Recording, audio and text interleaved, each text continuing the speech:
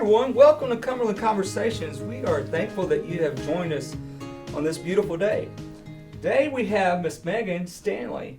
We are so thankful that you have volunteered to share your story. Before we go there, for those who may be new, how about sharing a little bit about yourself, your family, what you're doing? Well, I am Megan Stanley, and I have 3 kids. I have Paisley, who is 14, Sawyer, who is 10, and Finn, who is 2, and I'm married to Rick Stanley. And so we've been coming here ever since Corey's been here. So, that many years? 7 years? Yeah, a little over 7. Mm-hmm. All right. Okay, and you're a teacher, correct? Yes, I teach pre-K. Pre-K, yeah. Yes. I bet that's a blast. Yes. So, all right. 3 kids. School. There's a lot going on there. Yes. Right? Yeah. So, how's God working in all of that? All that craziness? So, God has been there in our lives a lot. We've had to depend on Him a lot with all our sickness situations and things that my kids have gone through. Mm-hmm. So, we were always raised in a church. My parents always raised us up to be, to go to church every day and to always depend on God and that God's going to always be by us. And so we've had a lot of trials. Yeah. But I just want everybody to know that, God's still there no matter what happens in your life. Yeah. All right. If you don't mind, will you share a little bit? Because ever since I've been here, it was like a little over a year. I know that you've been on quite the journey with your family, that you've had a lot of hospital visits and doctor's visits and surgeries. And just share a little bit, if you don't mind, just what that journey looks like and where God has been in all of it. Well, we have been on quite a journey. About 15 years ago, I remember my dad died.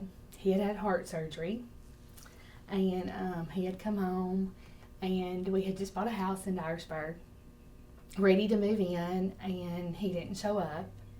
And so we found him at his house. He had a blood clot after he had had surgery. So we had moved to this new town and didn't have anybody and was just mad and, upset that God allowed that to happen, that He wasn't there at our happiest times. Mm-hmm. Rick and I got married about 3 months later, and I knew that I couldn't have kids. I had gone to doctors before, but we had tried fertility, and we got pregnant with Paisley. Wow. And yes, about a year and a half after we were married. And so we were all excited, but we still had, in the back of our mind that, we weren't going to church. We had stopped going to church because we were still mad. I was that this person who I'd cared for all my life and, has been my best friend, had passed away and wasn't there. Mm-hmm. And we never became I guess I was never a leader, to find a church in a new town, mm-hmm. because we moved around a lot. Okay. Growing up, but my dad, he was manager of Walmart, so he always would go to the town first, meet the preacher, and we would always start going, to the church. So mm-hmm. I never had to sit and find a church, for ourselves. We were out of college, and so you have that in the back of your mind. You're fixing to have this baby, and then my husband's from Kentucky, so it's a good place. So his family was from there, and his mom got diagnosed with cancer while I was pregnant with Paisley, and we found out she was a girl, and they didn't have a girl, and it's this big deal. We're having a girl grandchild and everything, and it came time. My pregnancy went fine. Everything was great, and I'm laid. I go into labor. Rick's parents can't come down because his mom is in the hospital and has a blood clot. And so my whole family's there, and my dad's not there. That was just like sadness that he had held every other grandchild and been there when they were all born. Well, then Paisley was born, and I had a fever, so they took her straight to the NICU, and nobody could see her. Oh.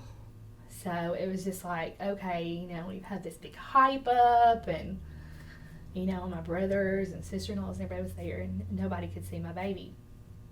So we didn't know what was wrong with her. I mean, she just, I had spiked a fever, and they automatically take your baby to the NICU. And we finally got to see her. Rick and I did, and they brought me in there, and I could not touch her because they didn't know what was wrong with her. Her level counts were, infection level counts were out the roof. They didn't know if she was going to live.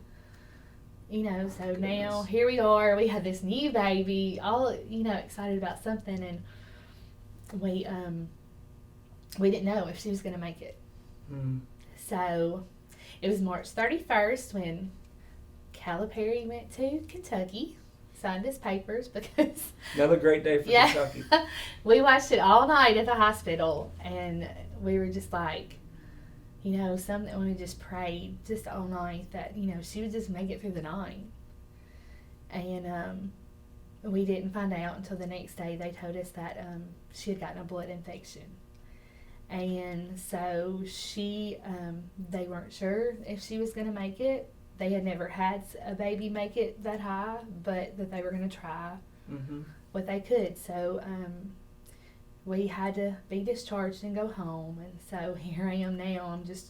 I'm mad at the world because I've gone and I've had this baby, and I go home with nothing. And it's just like, what's next? So we visit her in the NICU for 20 days. Rick went back to work. I drive every day and go see her till 4 o'clock. I would come back, and then Rick and I would go back again to Jackson until 9. And finally, they gave her enough IV antibiotics and feeding tube and all that stuff, and she got to come home. Wow. So, but in the meanwhile, while she was at the NICU, a week before she came home, we got a phone call, and Rick's brother had passed away suddenly. His brother? Brother. So it was just like, I felt sorry for him.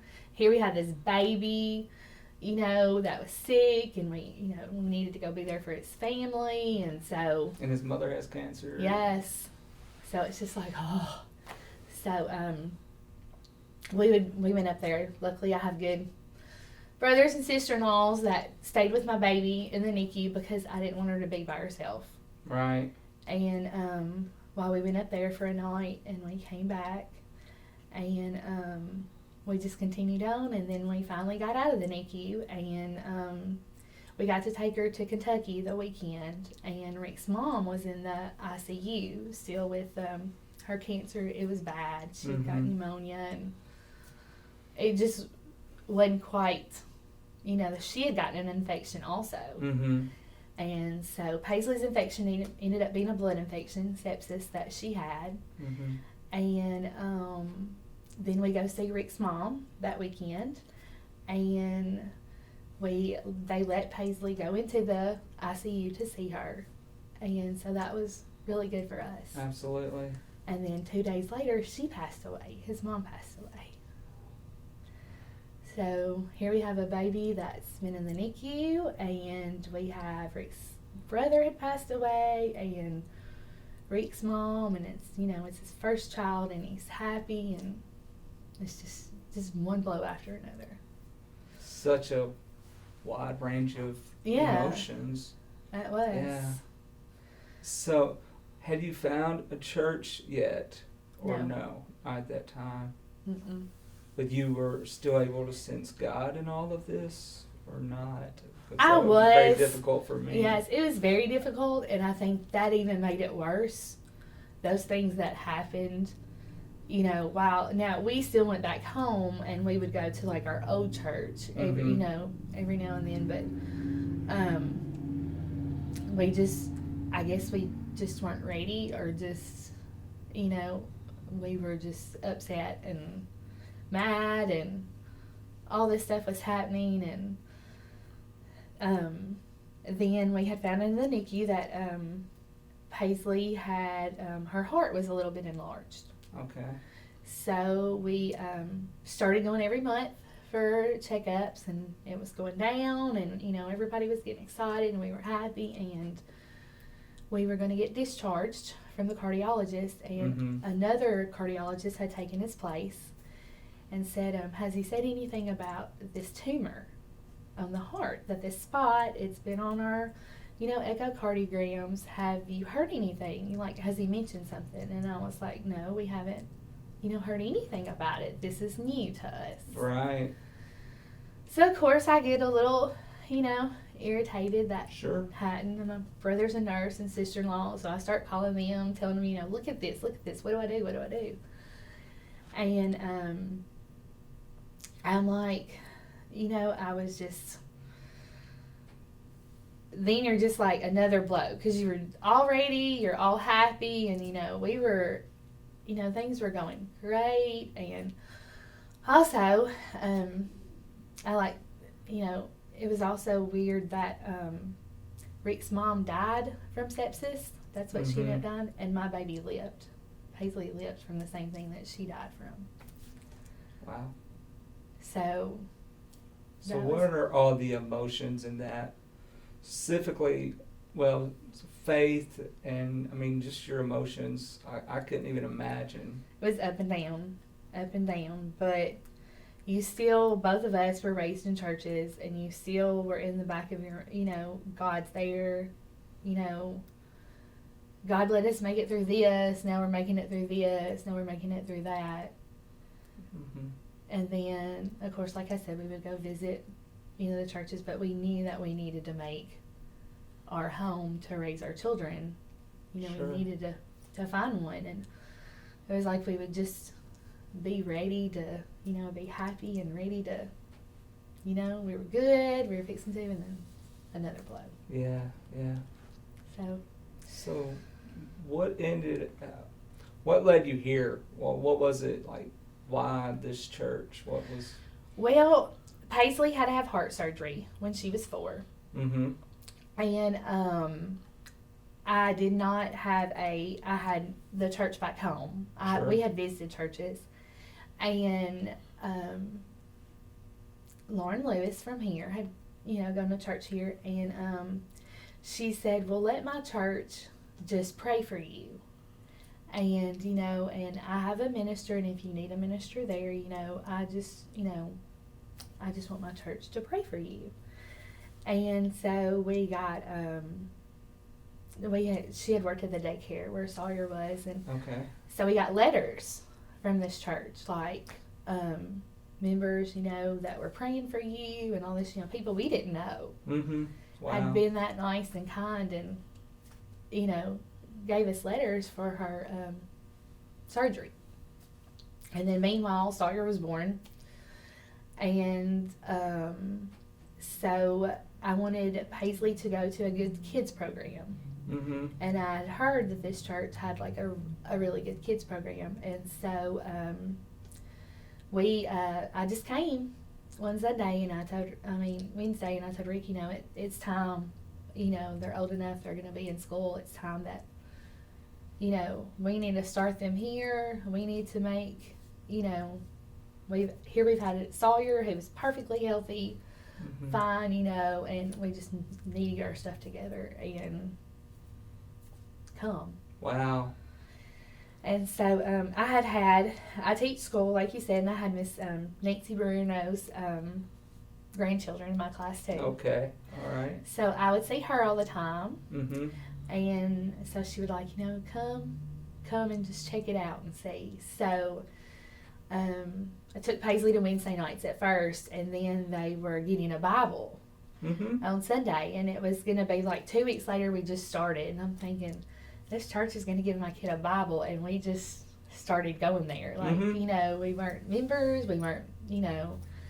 So we showed up on that Sunday, and we got a Bible, and it was transitioning, and Corey had come and was the preacher, and I had gone home, and I, you know, talked about my family. You know, we went to this church, and Paisley's going, and this preacher's like Corey Williams, like, you know. Come to find out, my brother and sister-in-law, they're like, Corey Williams. They had gone. Watch out for that guy, right? No. They're like, he went to church with us. He was where, you know, we were from. My sister-in-law was saying from. Oh, wow. Yes, and it was like, you know, like I never knew that. I didn't know, you know, that he had gone to church with him or whatever. And my brother's like, yes, that's where, you know, he's going to be down to earth. That's who you're going to like. Yeah, absolutely. So we just started coming here, and we joined the church, and we've met the people, you know, that had sent us those letters. I mean, so that was neat. And 7 years, we thought our family was complete, and we were doing good, and 8 years later, we just got pregnant. Wow. No fertility, no anything. It was just out of the blue. We were going to have another baby. So, and he has been born with heart problems also. He was born a little bit early, and he's going to have heart surgery soon also. Really?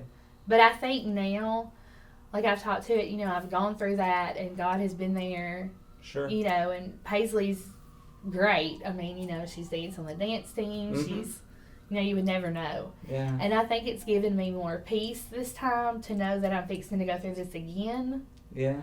That it's going to come out okay. Okay. Yeah. And I know, I just remember too when Paisley had her surgery that, you know, it was a risk. No doctor had ever done it before. You know, there was nothing. And they had called doctors from Johns Hopkins down to help at Vanderbilt, and, you know, this was all new. And of course we're sitting there, you know, just praying, hoping that she makes it, because nobody's ever taken the chance to do the surgery. We didn't know the risk. We didn't know anything. And they said, oh, you'll never see the surgeon, you know, you'll never see him again. And he comes to our room and he says, you know, he said, you better get down on your knees and pray right now, because God was watching over your baby. He said if it would have been maybe 2 weeks later, she wouldn't have survived, because her tumor was big to be in her artery. So Wow. So then you hear stuff like that, and you're like, you know, looking back, all those things. And, you know, and people will come up to you and be like, and it has not been easy at all. Right. Oh, having this and not. be like, you know, I don't know how you do it, but I mean, it's, you know, it has strained us. It's strained our marriage sometimes. It's been a strain on us a lot, but we're coming out of it. And I mean, you can, you know, if God can get you through, I mean, God got me through that, you know, He's going to be there for you, you know. He's not left. Absolutely. You're right. So, you know, people ask you, you know, all the time, how do you do it? How do you do it? You know, you don't have a choice. You get up every day, you pray to God, and, you know, you pray that your kids are going to be healed, or it's going to be a good day. And, I mean, you know, Paisley's had 12 surgeries now. We've had heart and ear surgery. She still can't hear great out of her ear. There's probably more coming, but we've sat down and, you know, we've accepted that. And she can make her own decision when she gets older on what she wants to do. But I've never, like,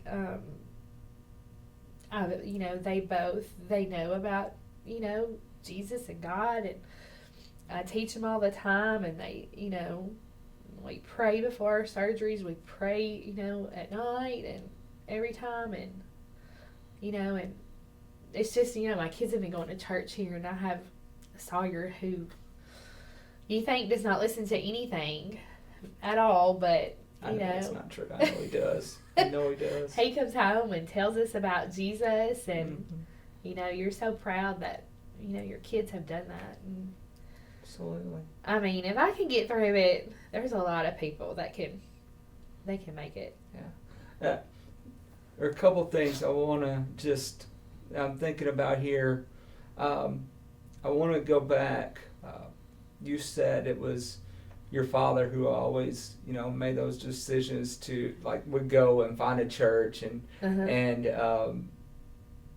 and after he passed, it's like, oh, how do we do this? Yeah. And but there was importance there. It sounded like, and I'm not trying to put words in your mouth or anything, but for you there was, and Rick, y'all always thought, we have to get in church somewhere. Yes. Because what I hear is like, I need God in Uh-huh. this. I need God.